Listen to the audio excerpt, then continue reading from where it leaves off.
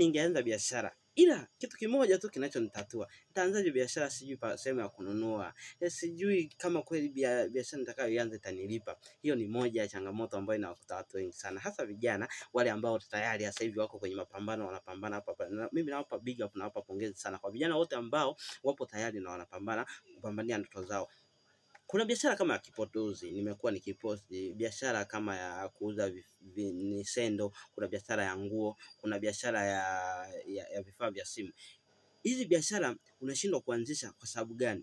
Au kwa sababu mimi Mr. Kanyene siifanyi ndio maana unasema hivyo? Hapana, ni biashara ambayo inalipa, ni biashara yenye uhitaji mara nyingi sana. Ila kama hujui machimbo yanakopatikana hizo bidhaa kwa bei ya jumla kwa Dar es Salaam, lakini mimi ndo napafahamu, nitafute nikuelekeze, utapata kwa bei ndogo sana, na unaweza kupata faida mara 2 mpaka mara 3 kulingana na eneo ambalo uliopo. Sasa anza biashara mapema ili upate faida zifuatazo. Kwanza ujijenge kimawazo, uweze ni mtu wa kufikiria kufanya maamuzi mazuri.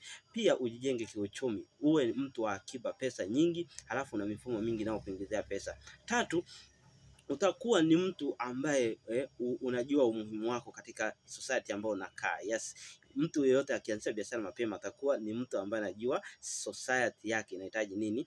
Watu wanakuja kutofautisha wewe uliyeanzisha biashara zamani na uliyeanzisha biashara sasa. Wewe kipindi unapambana kutafuta pesa kwa ajili ya kwenda kuwekeza sehemu fulani,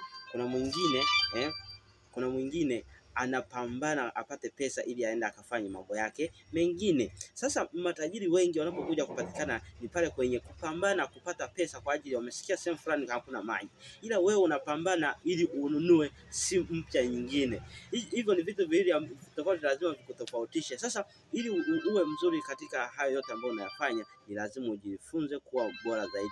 Endelea kukaa na Mr. Kanyene, atakuelekeza na kukueleza vitu vyote vinavyohusiana na mambo ya kibiashara, na atakusaidia kusimamia biashara yako kuwa changa mpaka ikawa kubwa, na mambo mengine yatakayokuwa yanahusisha biashara.